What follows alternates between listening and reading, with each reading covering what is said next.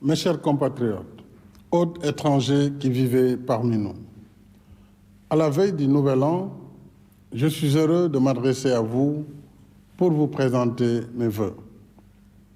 Ce soir, mes pensées vont d'abord vers les êtres chers qui nous ont quittés. Je prie avec vous pour qu'ils reposent en paix.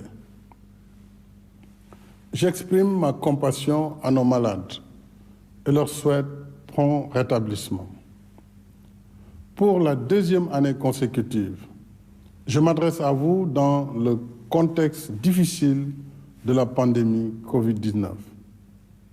Le virus est toujours là et le nombre de cas positifs est en nette augmentation depuis quelques semaines. Une fois de plus, j'appelle au respect des règles sanitaires, au port du masque et à la vaccination. Surtout que le vaccin est disponible, avec plus de 5 millions de doses reçues à ce jour, et que c'est le seul moyen de prévenir les cas graves. À l'épreuve de la crise, notre système de santé reste résilient. Nous le devons au dévouement et à l'expertise de notre personnel de santé que je salue et encourage. Nous le devons aussi aux importants investissements consentis par l'État. Ainsi, les unités de tests PCR que nous avons installées dans nos 14 régions et les kits de tests rapides dénommés Saitou, mis au point par l'Institut Pasteur de Dakar, contribuent à faciliter les diagnostics. En outre, cette année encore, nous avons considérablement élargi notre carte sanitaire et relevé le niveau de notre plateau médical, avec, entre autres réalisations, 5 hôpitaux dotés d'équipements de dernière génération à Sédhiou, Kaffrine, Kédougou, Touba et Agnam. La mise aux normes de 9 services de réanimation et 12 services d'accueil des urgences. L'acquisition de nouveaux équipements, scanners, IRM, appareils d'endoscopie, de mammographie et accélérateurs de particules pour la radiothérapie. Nous avons également lancé le chantier du Centre national d'oncologie dédié à la lutte contre le cancer et celui de la polyclinique moderne de l'hôpital principal de Dakar, ce qui contribuera à réduire sensiblement les évacuations sanitaires coûteuses. S'agissant des ressources humaines, 545 médecins et 1800 personnels paramédicaux ont été recrutés. Nous déployons tous ces efforts dans un contexte mondial difficile, marqué par le renchérissement des importations à cause de la perturbation des chaînes de logistique, du coût élevé du fret et des restrictions sévères sur l'offre de biens et services. En dépit de cette conjoncture économique défavorable, nos finances publiques restent performantes. Ainsi, les recettes budgétaires de 2021 ont enregistré une hausse de 139 milliards, soit un accroissement de 5% par rapport à l'année 2020. C'est ce qui nous a permis de couvrir les dépenses de résilience liées à la Covid-19, aux inondations, au programme Xëyu Ndaw ñi et aux subventions du secteur de l'électricité. De plus, l'État continue de déployer d'importants efforts pour contenir la flambée des prix.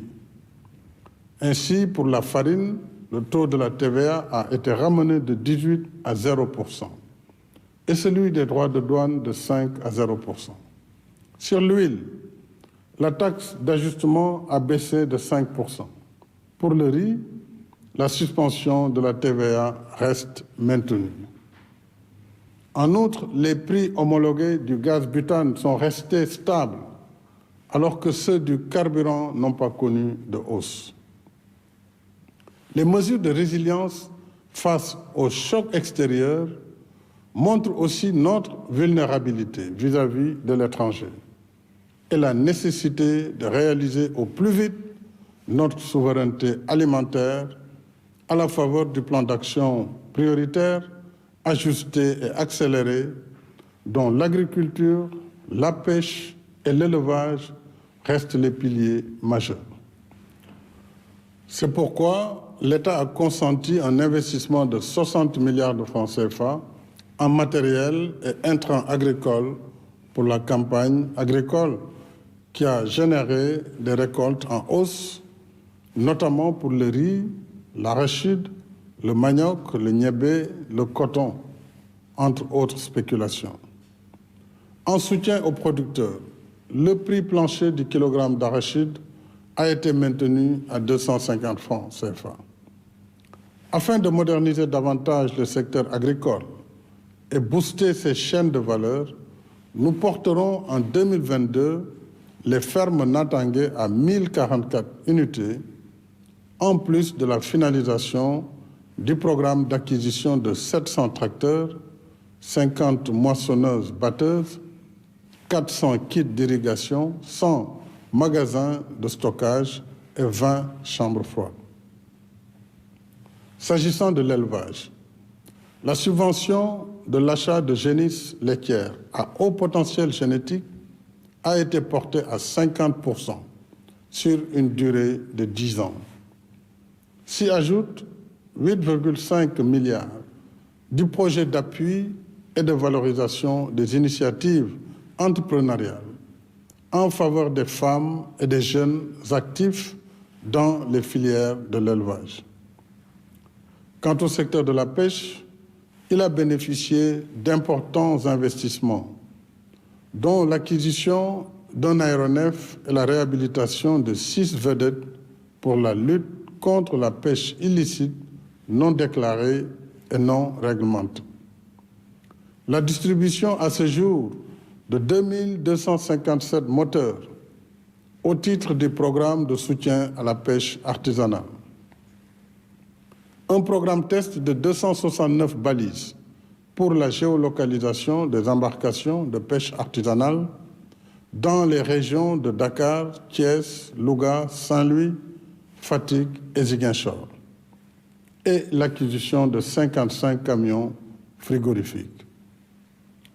C'est dire que le gouvernement reste dans le temps de l'action et du travail qui façonne le visage du Sénégal émergent par la réalisation d'infrastructures de développement sur l'étendue du territoire national, notre pays est en plein chantier.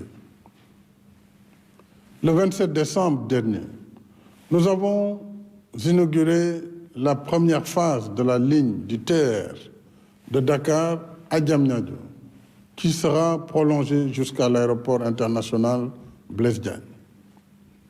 D'autres projets également importants dans l'amélioration de la circulation des personnes et des biens ont été finalisés, notamment les routes Fadiara-Bakel, Tambacounda-Goudiri, la boucle du Blouf entre Tandiem, Thionck-Essyl, Balengor et Koutangor, la route Kaffrine-Nganda, les emblématiques ponts de Foundiougne et Marsassoum, ainsi que les autoponts du rond-point de Yoff et de la cité Lobat Fall. 30 chantiers sont actuellement en cours, dont la ligne du bus rapide transit, BRT, qui reliera Guédiawaye à la gare de Petersen, l'autoroute Mbour-Fatick-Kaolack, l'axe routier Sénoba-Ziguinchor-Mpac, la route Goudiri-Kidira-Bakel, les ponts de Baïla et Djouloulou et les autoponts de Kermassar et Cambérène. En outre, le montage technique et financier de l'autoroute du Nord, Dakar-Tivaouane-Saint-Louis, et du chemin de fer Dakar-Tambacounda est en cours. Conformément à notre politique d'équité territoriale, le Sénégal de tous, nous avons aussi démarré un programme spécial de désenclavement portant sur plus de 2500 km de routes sur l'étendue du territoire national pour une durée de 3 ans. Les chantiers de ce programme spécial mobiliseront 60 entreprises sénégalaises, plus de 300 sous-traitants et généreront plus de 50 000 emplois. Ce programme comprendra, entre autres chantiers, le Dandemayo sur 150 km avec une dizaine de ponts, la deuxième boucle du Boudjé sur plus de 80 km, la boucle du Fogny, la route Mekhe-Pekes-Darumarnan, Bambey-Baba Garage, Kër Sambakan, Toubatoul, Baba Garage, Mekhe, Diogo, Fass-Boye, Khombol, Tchadjaï, Nguéniène, la route Bandafassi, Dindefelo et Kédougou, Fongolembi. Sur le transport urbain et interurbain, nous avons procédé au rééquilibrage de la concession de l'autoroute à péage Dakar-Diamniadio-AIBD après 2 années de renégociation du contrat initial qui remonte à 2009. Désormais, la société concessionnaire est ouverte à l'actionnariat national. La redevance domaniale annuelle qui était de 1 000 francs CFA seulement dans l'ancien contrat est maintenant fixée à 2% du chiffre d'affaires de la société avec un minimum de 800 millions par an à payer au Trésor public. En outre, les clauses et échéances de partage des revenus tirés de la concession sur la période 2021-2044 ont été révisées et l'État percevra à ce titre 13 milliards de francs CFA par an. Enfin, l'autoroute sera éclairée jusqu'à l'aéroport. Et pour 5 ans, il n'y aura pas de hausse des tarifs du péage. Je suis également heureux d'annoncer que nous engagerons en 2022 la modernisation du réseau de transport en commun de la région de Dakar. La première phase portera sur l'acquisition de 400 bus sobres en carbone pour desservir 14 lignes.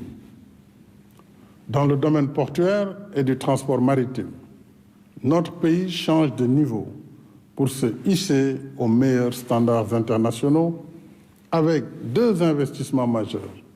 Le port minéralier et vraquier de Bargny-Sendou, dont le chantier sera bientôt achevé, et le port du futur à Ndayane, dont nous lancerons les travaux ce lundi 3 janvier. Au-delà de ces infrastructures lourdes, nous poursuivons également les politiques novatrices d'équité territoriale et d'inclusion sociale dans nos villes et nos campagnes. Parce que tout le Sénégal mérite de vivre dans des conditions décentes. C'est pourquoi le PUDC, le Promoville, le Puman et le PACASEN réalisent des infrastructures et services sociaux de base de Wakhinane Nimzat à Keur Massar, de Ouakam à Mbouban, de Keur Bara Tambédou à Wali Diala, Fordou, Djalambéré et Bagaya. Ils aident à moderniser nos villes et désenclaver nos localités isolées, installent des forages et des structures de santé, apportent la lumière et équipent les femmes pour alléger la pénibilité de leur travail. Ils revitalisent l'économie rurale et offrent des opportunités d'emploi à notre jeunesse. La dynamique d'émergence, c'est aussi l'accès universel à l'électricité. Nous sommes sur la bonne voie avec 1600 MW de capacité installée. L'extension du réseau de transport et de distribution sur les axes Kaolack-Tambacounda-Kédougou, Touba, Linguère et la poursuite du programme de 115 000 lampadaires solaires. Nos performances seront encore meilleures avec l'exploitation de nos ressources gazières et pétrolières à partir de 2023. Dans l'esprit d'une gestion transparente, prudente et solidaire de ces ressources, j'ai tenu lors du Conseil présidentiel du 21 décembre dernier de larges concertations sur le projet de loi relatif à la répartition et à l'encadrement de la gestion des recettes issues de l'exploitation des hydrocarbures. Je salue la participation des représentants du secteur privé, de la société civile et de l'opposition à ces concertations.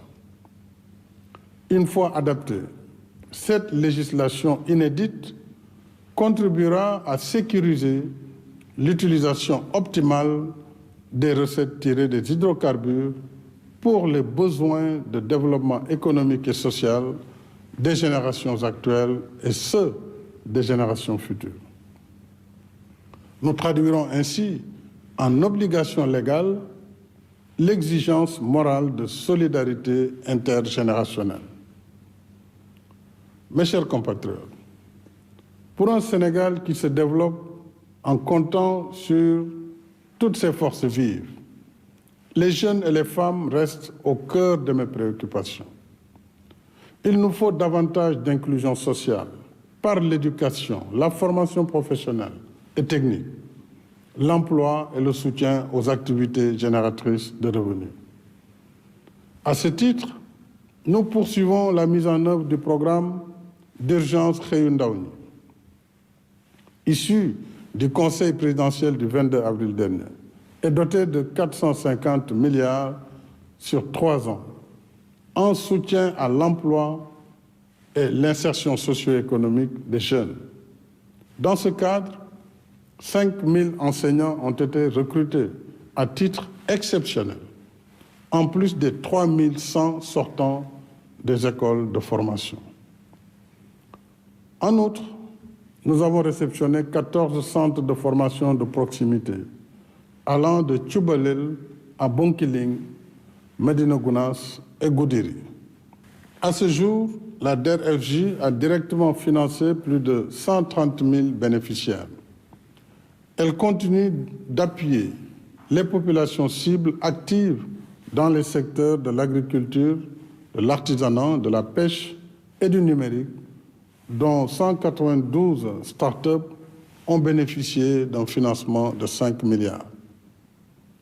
Avec l'innovation majeure du nanocrédit, la DER octroie dans ses 65 points de service à travers le pays des financements de proximité à des taux d'intérêt bas en soutien à de braves femmes et jeunes.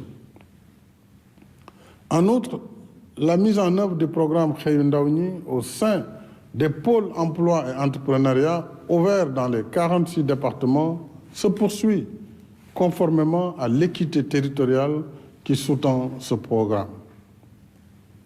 Je suis également heureux d'annoncer que nous livrerons à notre jeunesse sportive le 22 février 2022 le Stade du Sénégal. Ce complexe moderne de 50 000 places, éclairé au solaire, est doté de commodités répondant aux meilleurs standards en la matière, y compris 2 terrains d'entraînement, dont un de 2000 places, avec une piste d'athlétisme aux normes internationales. J'ai saisi l'occasion pour encourager nos chers lions du football et leur souhaiter bonne chance pour la Coupe d'Afrique des Nations. Ce soir, je voudrais aussi redire combien je tiens à la poursuite des initiatives et programmes d'autonomisation et de protection des femmes par la lutte contre toutes les formes de violence faites aux femmes et aux filles. Parce que les femmes sont grand-mères, mères, épouses, sœurs, filles et nièces, toute violence contre une femme est une blessure faite aux valeurs qui soutiennent l'harmonie de la famille et de la communauté. En améliorant la condition féminine, nous aidons à transformer positivement notre société. Mes chers compatriotes, l'année qui s'annonce verra notre pays assurer la présidence en exercice de l'Union africaine. C'est un honneur pour le Sénégal. mais surtout une responsabilité que nous assumerons en ayant à cœur la défense des intérêts de notre continent dans l'esprit panafricaniste qui a toujours animé notre diplomatie. 2022, c'est aussi l'année des élections locales en janvier et législatives en juin. En démocratie, une élection ne doit pas être source de violence, mais un éloge à la paix et un hymne à la liberté. Une élection, c'est l'occasion pour les citoyens, seuls dépositaires de la légitimité populaire, de choisir ceux et celles qui assumeront pour un temps la charge des affaires publiques en veillant sur le bien commun. Nos convictions et nos choix peuvent être différents. Mais pour l'histoire et le destin qui nous unissent, nous sommes tenus de préserver la paix, la sécurité, l'unité et la stabilité de notre pays. Ce sont là les fondements de la nation sénégalaise, le socle sur lequel repose notre vivre ensemble, dans la fraternité et la cohésion sociale. Alors, allons aux élections dans le calme et la sérénité et continuons ensuite ce vivre ensemble qui fait la force et la cohésion de la nation sénégalaise. Souvenons-nous surtout que les générations antérieures nous ont laissé en héritage une nation qui nous rassemble sous son aile protectrice. Si nous voulons être dignes de nos anciens, notre responsabilité, ce qui fera notre mérite et notre honneur, c'est d'entretenir ce patrimoine commun et de l'offrir en viatique à nos enfants, afin que de génération en génération, cette nation reste toujours debout, plus unie et plus forte. Pour ma part, je continuerai d'y consacrer toutes mes forces pour que vive le Sénégal dans la paix, la stabilité et la prospérité. À toutes et à tous, mes chers compatriotes, j'exprime mes sentiments affectueux.